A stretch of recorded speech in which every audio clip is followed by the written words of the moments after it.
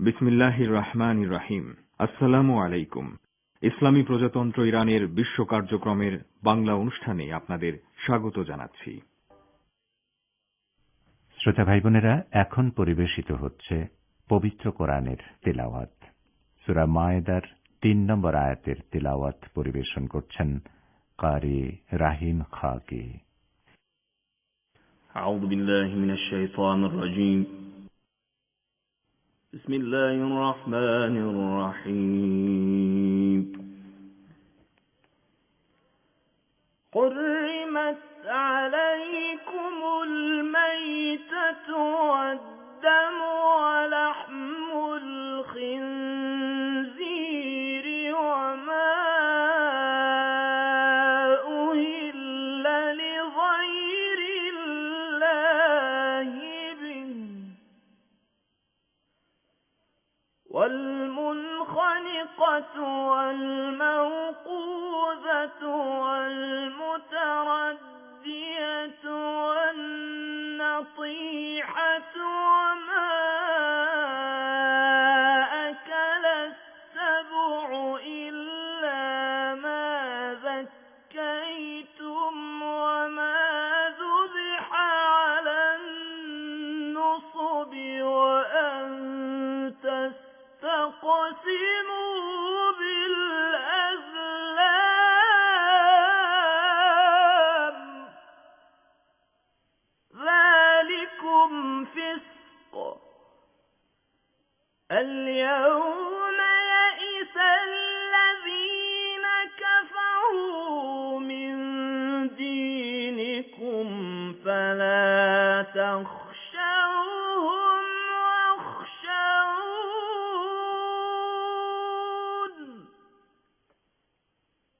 اليوم أكملت لكم دينكم وأتممت عليكم نعمتي ورضيت لكم الإسلام دينا. فمن اضطر في مخمصة غير متجانف لإثم فإن الله غفور رحيم.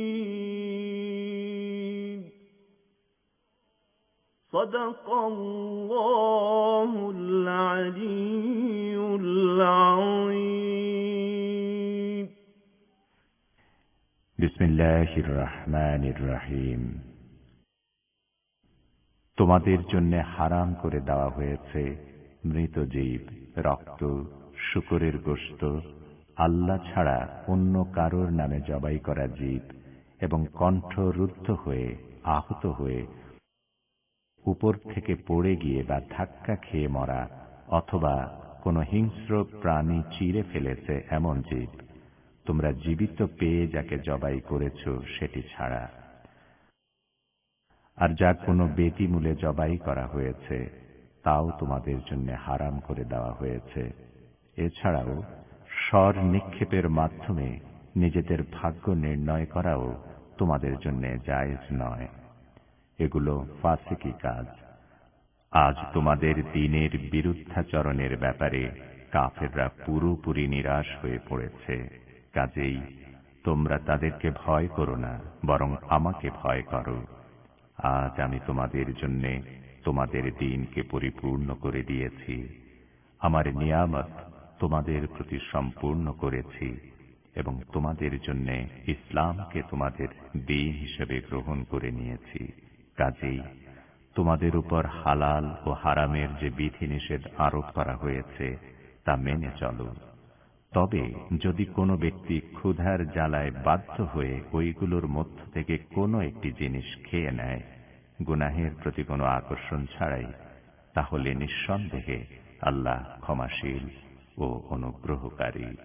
সাদাকাল্লাহুল আলিয়্যুল আযীম। শ্রোতাবন্ধুরা, অর্থসহ পবিত্র কোরআনের তেলাওয়াত শুনলেন। আজ শনিবার 22 মে, 8 জ্যৈষ্ঠ এবং ফার্সি 1 খোরদদ। রেডিও তেহরানের নৈশ অধিবেশনের বাংলা অনুষ্ঠানে আপনাদের সবাইকে স্বাগত জানাচ্ছি আমি নাসির মাহমুদ। এই অনুষ্ঠান প্রচারিত হচ্ছে বাংলাদেশ ও ভারতে শর্টওয়েভ 41 মিটার ব্যান্ডে 7305 কিলোহার্টজে। ইন্টারনেটে আমাদের অনুষ্ঠান শোনার জন্য এবং আমাদের ওয়েবসাইট ভিজিট করার জন্য লগ ইন করুন এই ঠিকানায় parstoday.com/bn। এবারে আজকের অনুষ্ঠান সূচি জানিয়ে দিচ্ছি। শুরুতেই থাকছে যথারীতি বিশ্ব সংবাদ, এরপর থাকবে সংবাদ বিশ্লেষণমূলক প্রাত্যহিক আয়োজন দৃষ্টিপাত। যুদ্ধবিরতি পরবর্তী ফিলিস্তিন পরিস্থিতি বিশ্লেষণ করেছেন আমাদের ভাষ্যকার। শুনবেন দৃষ্টিপাতের শুরুতেই। দৃষ্টিপাতের দ্বিতীয় পর্যায়ে থাকবে সরকারি বাসভবনের নিয়মিত ব্রিফিংয়ে ওবায়দুল কাদের বলেন, যারা গণমাধ্যম মুক্ত সাংবাদিকতার বিরুদ্ধে দানবীয় আচরণ করেছে, ক্ষমতায় থাকতে তারা এখন গণমাধ্যমের মুখোশ পরা বন্দুক হাতে সরকার বিরোধী উস্কানি দিচ্ছে। সবশেষে সংক্ষিপ্ত সংবাদ।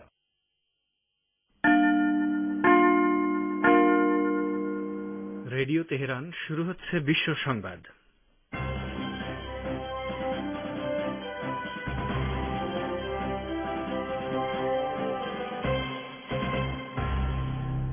প্রথমেই সংবাদ শিরোনাম।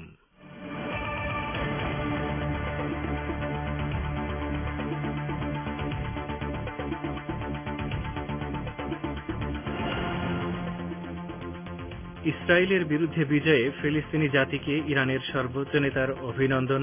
চলছে দুপক্ষের যুদ্ধবিরতি। আবার আল-আকসা মসজিদে হামলা চালিয়েছে ইহুদিবাদী সেনারা। ফিলিস্তিনিদের প্রতি ইরাক ও সিরিয়ার সমর্থন। ভারতে করোনা সংক্রমণের ভয়াবহ পরিস্থিতির কারণে দেশটির সঙ্গে সীমান্ত বন্ধের মেয়াদ আরও 8 দিন বাড়ানো হয়েছে। এবং নেপালের জাতীয় সংসদ ভেঙে দিলেন প্রেসিডেন্ট বিদ্যা দেবী ভান্ডারী। আগামী 12 নভেম্বর সাধারণ নির্বাচন। আসসালামু আলাইকুম। বিশ্ব সংবাদের গুরুত্বপূর্ণ অংশগুলো শুনলেন, এবারে বিস্তারিত। পরিবেশনায় রয়েছি রেজওয়ান হোসেন। ইহুদিবাদী ইসরায়েলের বিরুদ্ধে 12 দিনের প্রতিরোধ যুদ্ধে বিজয়ী হওয়ায় ফিলিস্তিনি জাতিকে অভিনন্দন জানিয়েছেন ইসলামী প্রজাতন্ত্র ইরানের সর্বোচ্চ নেতা আয়াতুল্লাহিল উজমা খামেনেই। তিনি গতকাল ফিলিস্তিনি জনগণের উদ্দেশ্যে দেয়া এক বাণীতে এই অভিনন্দন জানান। তিনি বলেন, আগামী দিনগুলোতে ফিলিস্তিন আরও বেশি শক্তিশালী এবং ফিলিস্তিনি তরুণ সমাজ ও প্রতিরোধ সংগঠনগুলোর মোকাবেলায় ইহুদিবাদী ইসরায়েল আরও বেশি দুর্বল হয়ে পড়বে। সর্বোচ্চ নেতা বলেন, বিগত কয়েকদিনে এক বড় ধরনের পরীক্ষায় সম্মানজনকভাবে উতরে গেছে ফিলিস্তিনি জনগণ। বর্বর ইসরায়েল শিগগিরই একথা উপলব্ধি করবে যে ফিলিস্তিনি জনগণের ঐক্যবদ্ধ প্রতিরোধ আন্দোলন মোকাবেলা করা তার পক্ষে সম্ভব নয়। আয়াতুল্লাহ খামেনি বলেন, গত 12 দিন ধরে নির্দয় ইসরায়েল সরকার গাজা উপত্যকার উপর ভয়াবহ অপরাধযজ্ঞ চালিয়েছে। তেল আবিব প্রমাণ করেছে ফিলিস্তিনি প্রতিরোধ যোদ্ধাদের মোকাবেলা করতে সে পুরোপুরি ব্যর্থ। উল্টো ইহুদিবাদী সরকার গাজার নিরীহ বেসামরিক জনগণের উপর এমন লজ্জাজনক ও উন্মত্ত আচরণ করেছে যে গোটা বিশ্ববাসী ইসরায়েল ও তার পশ্চিমা সহযোগীদের বিরুদ্ধে প্রতিবাদ জানিয়েছে। ইসলামী প্রজাতন্ত্র ইরানের সেনাবাহিনী আজ ঘোষণা করেছে ফিলিস্তিনিদের ঐক্যবদ্ধ প্রতিরোধ দখলদার ইসরায়েলের ধ্বংসকে নিকটবর্তী করেছে। দখলদার ইসরায়েলের বিরুদ্ধে বিজয়ে ফিলিস্তিনিদের অভিনন্দন জানিয়ে প্রকাশিত এক বিবৃতিতে সেনাবাহিনী আরও বলেছে, দখলদার ইসরায়েলের বিরুদ্ধে ফিলিস্তিনের মজলুম জনগণের 12 দিনের সংগ্রামের মধ্য দিয়ে মিথ্যার বিরুদ্ধে সত্যের বিজয়ের ঐশী প্রতিশ্রুতি বাস্তবায়িত হয়েছে। বিবৃতিতে আরও বলা হয়েছে, ফিলিস্তিনিদের এবারের প্রতিরোধ নয়া অধ্যায়ের সূচনা করেছে এবং নিশ্চিতভাবে বলা যায় বায়তুল মুকাদ্দাস মুক্ত না হওয়া পর্যন্ত প্রতিরোধ অব্যাহত থাকবে। ইসরায়েলের ক্ষেপণাস্ত্র প্রতিরক্ষা ব্যবস্থা আয়রন ডোমের ব্যর্থতার কথা তুলে ধরে এটাকে মাকড়সার ডোম হিসেবে উল্লেখ করেছে ইরানের সেনাবাহিনী। ইহুদিবাদী ইসরায়েল এবং ফিলিস্তিনের অবরুদ্ধ গাজা উপত্যকার প্রতিরোধ আন্দোলন হামাসের মধ্যে সই হওয়া যুদ্ধবিরতি চুক্তি গতকাল থেকে কার্যকর হয়েছে। প্রায় 2 সপ্তাহের সংঘর্ষের পর মিশরের মধ্যস্থতায় ইসরায়েল ও হামাসের মধ্যে যুদ্ধবিরতি চুক্তি সই হয়। যুদ্ধবিরতি কার্যকর হওয়ার পর থেকে তা লঙ্ঘনের কোনো খবর পাওয়া যায়নি, যদিও দুপক্ষই বলে রেখেছে যুদ্ধবিরতির লঙ্ঘন হলে তারা পাল্টা হামলার জন্য প্রস্তুত রয়েছে। প্রায় 2 সপ্তাহের সংঘর্ষে ইহুদিবাদী ইসরায়েল গাজা উপত্যকায় নজিরবিহীন বর্বরতা চালায় এবং দারিদ্র্য পীড়িত গাজার বিরাট অংশ বিধ্বস্ত হয়েছে। যুদ্ধবিরতি চুক্তি সই হওয়ার পর গাজার জনগণ রাজপথে বিজয় মিছিল করেছেন। এ সময় বিধ্বস্ত ভবনের সামনে তারা একে অপরের সঙ্গে কোলাকুলি করেন। ইসরায়েলি বর্বর আগ্রাসনের কারণে গাজার জনগণ পবিত্র ঈদ উল ফিতর উদযাপন করতে পারেননি। গতকাল গাজা উপত্যকা জুড়ে সেই স্থগিত ঈদ উদযাপিত হয়েছে। ইসরায়েলি বর্বর আগ্রাসনের মুখে হামাস ও ইসলামী জিহাদ আন্দোলন যে সাহসিকতার সাথে পাল্টা প্রতিরোধ গড়ে তুলেছে তাতে জনগণ তাদের প্রতি কৃতজ্ঞতা জানিয়েছেন এবং ফিলিস্তিনিদের অধিকার রক্ষায় তাদের প্রতি পূর্ণ সমর্থন দিয়েছেন। ফিলিস্তিনের পবিত্র জেরুজালেম আল-কুদস শহরের আল-আকসা মসজিদে আবারও হামলা চালিয়েছে ইহুদিবাদী ইসরায়েলি সেনারা। গতকাল জুমার নামাজের সময় মুসল্লিদের ওপর ইসরায়েলি সেনারা এই হামলা চালায়। এতে অন্তত ৮০ জন মুসল্লি আহত হয়েছেন। মুসল্লিদের উপর ইহুদিবাদী সেনারা রাবার বুলেট ছোড়ে এবং সাউন্ড বোমা ব্যবহার করে। ইসরায়েল এবং গাজা উপত্যকার প্রতিরোধকামী সংগঠনগুলোর মধ্যকার উত্তেজনা কমানোর জন্য যখন আন্তর্জাতিক প্রচেষ্টা চলছে তখন ইহুদিবাদী সেনারা এই হামলা চালালো। একে শান্তির বিপরীতে ইহুদিবাদীদের উস্কানি বলে বিবেচনা করা হচ্ছে। ইহুদিবাদী সেনারা হামলার সময় বহু সংখ্যক মুসল্লিকে আটক করেছে, যাদের মধ্যে আহত ব্যক্তিরাও রয়েছেন। ফিলিস্তিনি স্বশাসন কর্তৃপক্ষের প্রেসিডেন্ট মাহমুদ আব্বাসের দফতর থেকে আল-আকসা মসজিদে হামলার কঠোর নিন্দা জানানো হয়েছে এবং এই হামলাকে অগ্রহণযোগ্য উস্কানি বলে মন্তব্য করা হয়েছে। ফিলিস্তিন প্রেসিডেন্টের দপ্তর থেকে প্রকাশিত এই বিবৃতিতে আল-আকসা মসজিদের মুসল্লিদের উপর বর্বরতা বন্ধের জন্য ইসরায়েলের উপর চাপ সৃষ্টি করতে আন্তর্জাতিক সম্প্রদায়ের প্রতি আহ্বান জানানো হয়েছে। এই ঘটনায় জর্ডানও ইসরায়েলি বাহিনীর নিন্দা করেছে। ইহুদিবাদী ইসরায়েলের বিরুদ্ধে লড়াইয়ের জন্য ফিলিস্তিনিদেরকে সমর্থন দেওয়ার প্রতিশ্রুতি ব্যক্ত করেছে প্রতিবেশী সিরিয়া এবং ইরাক। সিরিয়ার পররাষ্ট্রমন্ত্রী ফয়সাল বিন মিকদাদ জাতিসংঘ সাধারণ পরিষদের বৈঠকে পাঠানো এক বার্তায় এই সমর্থনের কথা জানান। তিনি বলেন, জেরুজালেম আল কুদসকে রাজধানী করে স্বাধীন ফিলিস্তিন রাষ্ট্র প্রতিষ্ঠায় ফিলিস্তিনি জনগণের অধিকারের প্রতি সিরিয়ার সমর্থন দেয়। তিনি আরো বলেন, গত 7 দশক ধরে ইহুদিবাদী ইসরায়েল ফিলিস্তিনিদের উপর যে নারকীয় হত্যাকাণ্ড চালিয়ে আসছে তা আন্তর্জাতিক প্রস্তাবনা অনুযায়ী ইসরায়েল ফিলিস্তিন দ্বন্দ্ব নিরসন অসম্ভব করে তুলেছে।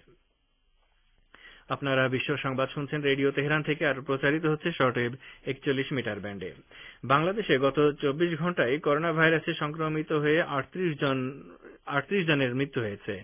এদিকে ভারতে করোনা সংক্রমণের ভয়াবহ পরিস্থিতির কারণে দেশটির সঙ্গে সীমান্ত বন্ধের মেয়াদ আরও 8 দিন বাড়িয়ে 31 মে পর্যন্ত করা হয়েছে। ঢাকা থেকে বিস্তারিত বলছেন আমাদের বিশেষ প্রতিনিধি আব্দুর রহমান খান। বাংলাদেশে গত 24 ঘন্টায় করোনা ভাইরাস সংক্রমিত হয়ে 38 জনের মৃত্যুর খবর দিয়েছে স্বাস্থ্য অধিদপ্তর। গতকাল শুক্রবার সকাল থেকে আজ শনিবার সকাল 8টা পর্যন্ত এ সময় নতুন রোগী শনাক্ত হয়েছেন 1028 জন। আজ স্বাস্থ্য অধিদপ্তরের সংবাদ বিজ্ঞপ্তিতে জানানো হয়েছে, গত 24 ঘন্টায় 12,240 জনের নমুনা পরীক্ষা করা হয়েছে। নমুনা পরীক্ষার বিবেচনায় শনাক্তের হার 8.41%। এ নিয়ে দেশে মোট শনাক্ত রোগীর সংখ্যা দাঁড়িয়েছে 7,87,726 জন। আর দেশে করোনা ভাইরাসে মোট মৃত মানুষের সংখ্যা দাঁড়িয়েছে 12,348 জন। আর মোট সুস্থ হয়েছেন 7,29,798 জন। এদিকে ভারতে করোনা সংক্রমণের ভয়াবহ পরিস্থিতির কারণে সীমান্ত বন্ধের মেয়াদ আরো 8 দিন বাড়িয়ে 31 মে পর্যন্ত করা হয়েছে। এ সময় ভারতে আটকে পড়া যেসব বাংলাদেশি দেশে ফেরার অনুমতি পাবেন তাদেরকে আগরতলা ও আখাউড়া চেকপোস্ট QR কোড সহ করোনা নেগেটিভের সনদ দেখাতে হবে। উল্লেখ্য, করোনার ভয়াবহ পরিস্থিতির কারণে গত 26 এপ্রিল ভারতের সঙ্গে 14 দিনের জন্য সব ধরনের স্থল সীমান্ত বন্ধ ঘোষণা করে বাংলাদেশ। তবে ভারতের সঙ্গে বাংলাদেশের পণ্যবাহী যানবাহনের চলাচল অব্যাহত রয়েছে। এদিকে ভারতে আটকে পড়া বাংলাদেশিরা আগামীকাল রোববার থেকে চুয়াডাঙ্গার দর্শনা সীমান্ত দিয়ে বাংলাদেশে প্রবেশ করতে পারবে বলে জানিয়েছে চুয়াডাঙ্গা জেলা প্রশাসন।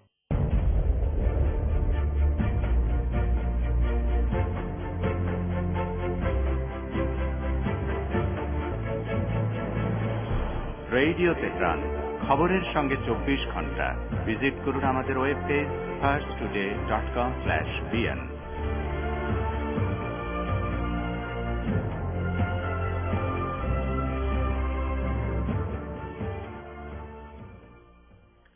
ফিরে আসি বিশ্ব সংবাদে। ভারতের পশ্চিমবঙ্গে করোনা ভাইরাসের প্রকোপ বেড়ে চলায় একদিনে 19,887 জন, একদিনে 19,887 847 জন সংক্রমিত হয়েছেন। এছাড়া মারা গেছেন 159 জন। আরো বলছেন কলকাতা থেকে আব্দুল হাকিম। ভারতের পশ্চিমবঙ্গে করোনা ভাইরাসের প্রকোপ বেড়ে চলায় একদিনে 19,847 জন সংক্রমিত হয়েছেন। কেন্দ্রীয় স্বাস্থ্য মন্ত্রণালয় সূত্রে প্রকাশ, গতকাল শুক্রবার সকাল 8টা থেকে আজ শনিবার সকাল 8টা পর্যন্ত রাজ্যে 159 জনের মৃত্যু হয়েছে। পশ্চিমবঙ্গে আক্রান্তের সংখ্যা সবচেয়ে বেশি উত্তর 24 পরগনা জেলায়। এখানে একদিনে 4,240টি নয়া সংক্রমণ হয়েছে। রাজধানী কলকাতায় সংক্রমিত হয়েছেন 3,560 জন। এছাড়া হুগলি জেলায় 1,393, দক্ষিণ 24 পরগনা জেলায় 1,297, হাওড়ায় 1,246, নদিয়ায় 1,091 জন সংক্রমিত হয়েছেন। এ নিয়ে রাজ্যে এ পর্যন্ত মোট আক্রান্তের সংখ্যা 12,29,805 জনে দাঁড়িয়েছে। রাজ্যে একদিনে মৃতের সংখ্যা নিরিখে উত্তর 24 পরগনা জেলা সবার উপরে রয়েছে। উত্তর 24 পরগনা জেলায় মারা গেছেন 47 জন। এছাড়া রাজধানী কলকাতায় 33, পশ্চিম বর্ধমানে 12, নদিয়ায় 9, দক্ষিণ 24 পরগনা জেলায় 8 এবং দার্জিলিং এ 7 জনের মৃত্যু হয়েছে। সব মিলিয়ে রাজ্যে এখনো পর্যন্ত করোনায় মৃত্যু হয়েছে 14,054 জনের। অন্যদিকে ভারতে গত 24 ঘন্টায় 2,57,299 জন সংক্রমিত হয়েছেন। একই সময়ে মারা গেছেন 4,194 জন। এই নিয়ে এ পর্যন্ত মোট 2,62,89,290 জন সংক্রমিত এবং মারা গেছেন 2,95,525 জন। বর্তমানে 29,23,400 জন সক্রিয় করোনা রোগী চিকিৎসাধীন আছেন। বলছিলেন আমাদের প্রতিনিধি। নেপালে পার্লামেন্ট ভেঙে দিয়ে নতুন নির্বাচনের ঘোষণা দেওয়া হয়েছে। প্রধানমন্ত্রী কে.পি. শর্মা ওলি ও বিরোধী নেতা শের বাহাদুর দেওবা উভয়ই পার্লামেন্টের সংখ্যাগরিষ্ঠতা প্রমাণে ব্যর্থ হওয়ায় প্রেসিডেন্ট বিদ্যা দেবী ভান্ডারী দেশটির পার্লামেন্ট ভেঙে দেন। ফলে এরপরে নির্বাচন হবে 12 নভেম্বর।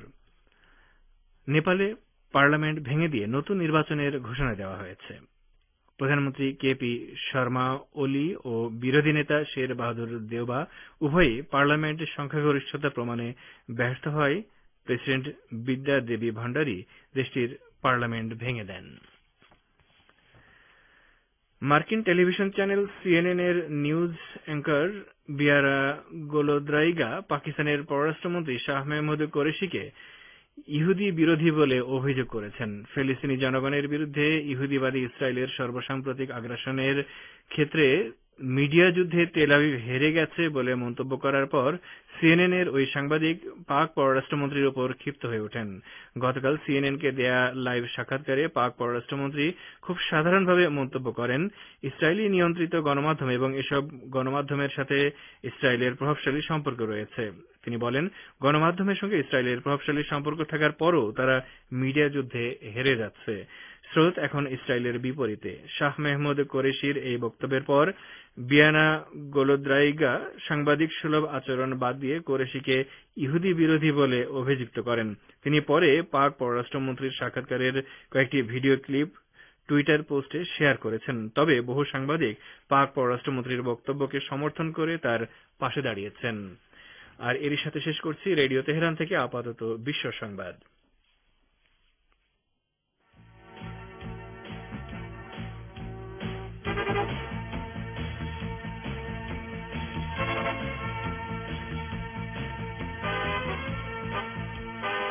বিশ্ব সংবাদ শুনলেন রেডিও তেহরান থেকে। এবারে আমন্ত্রণ জানাচ্ছি সংবাদ ভাষার অনুষ্ঠান দৃষ্টিপাতে।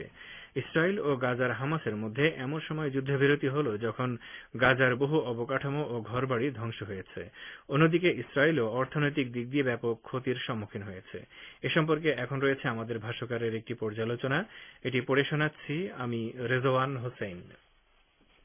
ইসরায়েল ও গাজার হামাসের মধ্যে এমন সময় যুদ্ধবিরতি হল যখন গাজার বহু অবকাঠামো ও ঘরবাড়ি ধ্বংস হয়েছে। অন্যদিকে ইসরায়েলও অর্থনৈতিক দিক দিয়ে ব্যাপক ক্ষতির সম্মুখীন হয়েছে। বলা যায় প্রায় 12 দিনের এই যুদ্ধে দুপক্ষই ক্ষতিগ্রস্ত হয়েছে। যুদ্ধ চলাকালে ইসরায়েল 2000 বার গাজায় বিমান হামলা চালিয়েছে। গাজার কর্মকর্তারা জানিয়েছেন, ইসরায়েলি হামলায় 1447টি আবাসিক ভবন পুরোপুরি ধ্বংস হয়ে গেছে আর 13,000 বাড়ি আংশিকভাবে ক্ষতিগ্রস্ত হয়েছে। এছাড়া ইসরায়েল গাজার সমস্ত গুরুত্বপূর্ণ অবকাঠামো ও সেবামূলক প্রতিষ্ঠান ধ্বংস করে দিয়েছে। একই সঙ্গে পানি সরবরাহ ব্যবস্থা ও সড়কগুলোও তারা গুড়িয়ে দিয়েছে। গাজার অর্থ মন্ত্রণালয়ের শিল্প বিষয়ক মহাসচিব আয়াদ আল জারার বলেছেন, গাজায় ইসরায়েলি হামলায় 50টির বেশি কারখানা ধ্বংস হয়েছে এবং মোট আর্থিক ক্ষতির পরিমাণ দাঁড়িয়েছে $32 কোটি। পশ্চিম এশিয়া বিষয়ক বিশ্লেষক মোহাম্মদ আবু রাজ্জাক বলেছেন, ইসরায়েলি আগ্রাসনে গাজার বিভিন্ন স্থাপনার ক্ষয়ক্ষতি হওয়ার পাশাপাশি 200-এরও বেশি মানুষ প্রাণ হারিয়েছে ঠিকই, কিন্তু এর পাশাপাশি ইসরায়েলও কম ক্ষতিগ্রস্ত হয়নি। গাজা থেকে হামাসের পাল্টা রকেট হামলায় ইসরায়েলের অর্থনীতিরও অনেক ক্ষতি হয়েছে, কেননা যুদ্ধ চলাকালে ইসরায়েলের সমস্ত বিমানবন্দর বন্ধ ছিল, শেয়ার মার্কেট বন্ধ ছিল, কোনো বন্দরে মাল খালাসের জন্য পরিবহন চলাচল করতে পারেনি। ইসরায়েলের পুঁজি বাজারে সমস্ত বাণিজ্য ও অর্থনৈতিক কার্যক্রম বন্ধ থাকার পাশাপাশি ব্যাংকিং কার্যক্রমও বন্ধ হয়ে যায়। ফলে নজিরবিহীনভাবে ডলারের তুলনায় ইসরায়েলের মুদ্রামান 14% পড়ে যায়। এছাড়া হামাসের ক্ষেপণাস্ত্র ও রকেট হামলা মোকাবেলা করতে গিয়ে ইসরায়েলের ক্ষেপণাস্ত্র প্রতিরক্ষা ব্যবস্থা আয়রন ডোমের পেছনে তাদের অনেক ব্যয় করতে হয়েছে। এদিকে ইসরায়েলের অর্থ মন্ত্রণালয়ের একটি সূত্র জানিয়েছে, এই যুদ্ধে তাদের $200 কোটি ক্ষতি হয়েছে। তবে পর্যবেক্ষকরা বলছেন, দীর্ঘমেয়াদেও ইসরায়েল ক্ষতিগ্রস্ত হবে, কেননা এই অঞ্চলে উত্তেজনা জিয়ে থাকার কারণে, বিশেষ করে এবার হামাস যেভাবে রকেট ও ক্ষেপণাস্ত্র ছুড়ে ইসরায়েলি আগ্রাসনের জবাব দিয়েছে, তাতে নিরাপত্তাহীনতার কারণে বিদেশি পুঁজি বিনিয়োগকারীরা ইসরায়েলে বিনিয়োগের ব্যাপারে উৎসাহ হারিয়ে ফেলবে।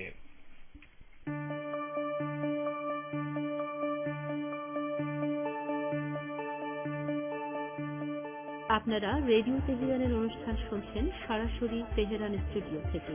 ইন্টারনেটে আমাদের অনুষ্ঠান প্রতিদিন শুনুন এই ঠিকানায় parstoday.com/bn। ফেসবুক লাইভে যোগ দিন এই ঠিকানায় facebook.com/Radio Tehran BN। আমাদের কাছে ইমেল করার ঠিকানা radioteheran1982@gmail.com। এবারে বাংলাদেশ প্রসঙ্গ। বাংলাদেশের শীর্ষস্থানীয় দৈনিক প্রথম আলোর সাংবাদিক রোজিনা ইসলামকে আটক করে কারাগারে পাঠানোর প্রতিবাদে সাংবাদিক সমাজসহ বিভিন্ন মহলের বিক্ষোভের পেছনে বিএনপির ইন্ধন আছে বলে অভিযোগ করেছেন আওয়ামী লীগের সাধারণ সম্পাদক ওবায়দুল কাদের। এ সম্পর্কে সংশ্লিষ্ট মহলের প্রতিক্রিয়া সহ প্রতিবেদন করেছেন ঢাকা থেকে আমাদের প্রতিনিধি আব্দুর রহমান খান। বাংলাদেশের একটি শীর্ষস্থানীয় দৈনিক প্রথম আলো পত্রিকার সাংবাদিক রোজিনা ইসলামকে মামলা দিয়ে কারাগারে পাঠানোর বিরুদ্ধে সাংবাদিক সমাজ সহ রাজনৈতিক ও সামাজিক সংগঠন এবং সুশীল সমাজ যখন দেশব্যাপী প্রতিবাদে সোচ্চার, তখন আওয়ামী লীগের সাধারণ সম্পাদক, সড়ক পরিবহন ও সেতুমন্ত্রী ওবায়দুল কাদের এসবের পেছনে বিএনপির ইন্ধন খুঁজে পেয়েছেন।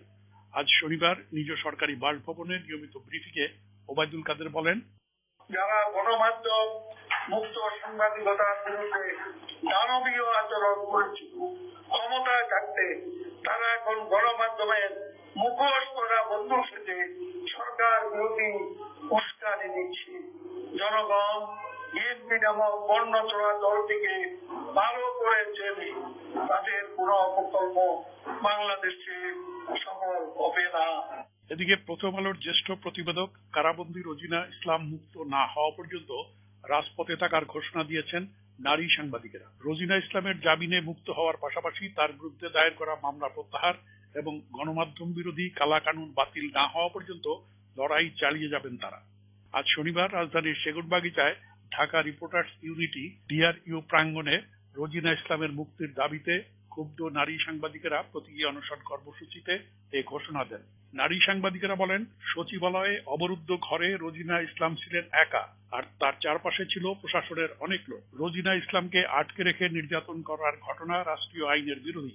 আইন তার নিজস্ব গতিতে চললে রোজিনা ইসলামের জামিন পাওয়া স্বাভাবিক ঘটনা ছিল। DRUর বর্তমান নারী বিষয়ক সম্পাদক রীতা নাহার বলেন, রোজিনার শুধু জামিন নয়, মিথ্যা মামলা প্রত্যাহার এবং এই ঘটনায় দোষী ব্যক্তিদের শাস্তির পর আমরা বাড়ি ফিরব। গণমাধ্যম কর্মী হিসেবে বলছি, রোজিনা ইসলামকে আর একদিনও কারাগারে দেখতে চাই না। যারা দুর্নীতি করেছে, অপরাধী তারা, তাদের বিরুদ্ধে ব্যবস্থা নিতে হবে। প্রতীকী অনশন কর্মসূচিতে অংশ নিয়ে সাংবাদিক নেতৃবৃন্দ বলেন, অনেকগুলো আইন সংবাদপত্রের কণ্ঠ রোধ করে রেখেছে। সাংবাদিকরা লাঞ্ছনার শিকার হচ্ছেন। এই বিষয়গুলো সাংবাদিকতার ক্ষেত্রে সুদূর প্রসারী প্রভাব ফেলবে। রোজিনার মুক্তি এবং মামলা প্রত্যাহারের পাশাপাশি এসব কালো আইন বাতিলের দাবিতেও সোচ্চার হবার আহ্বান জানান নেতৃবৃন্দ।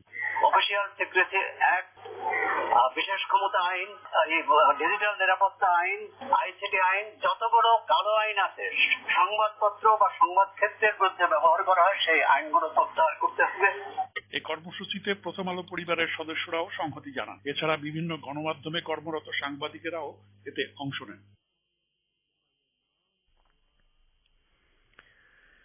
বলছিলেন আমাদের প্রতিনিধি। শ্রোতা বন্ধুরা, এবারে আরো একটি খবর সহ বিশ্ব সংবাদের গুরুত্বপূর্ণ অংশগুলো আরো একবার জানিয়ে দিচ্ছি। ইসরায়েলের বিরুদ্ধে বিজয়ে ফিলিস্তিনি জাতিকে ইরানের সর্বোচ্চ নেতার অভিনন্দন। চলছে দুপক্ষের যুদ্ধবিরতি। আবার আল আকসা মসজিদে হামলা চালিয়েছে ইহুদিবাদী সেনারা। ফিলিস্তিনিদের প্রতি ইরাক ও সিরিয়ার সমর্থন। ভারতে করোনা সংক্রমণের ভয়াবহ পরিস্থিতির কারণে দেশটির সঙ্গে সীমান্ত বন্ধের মেয়াদ আরো 8 দিন বাড়ানো হয়েছে। নেপালের জাতীয় সংসদ ভেঙে দিলেন প্রেসিডেন্ট বিদ্যা দেবী ভান্ডারী। এবারে আরো একটি খবর। ইহুদিবাদী ইসরায়েলের বর্বর আগ্রাসনের মুখে অসহায় ফিলিস্তিনিদের প্রতি সমর্থন জানানোর কারণে বার্তা সংস্থা অ্যাসোসিয়েটেড প্রেস বা এপির একজন নারী সাংবাদিককে বহিষ্কার করা হয়েছে।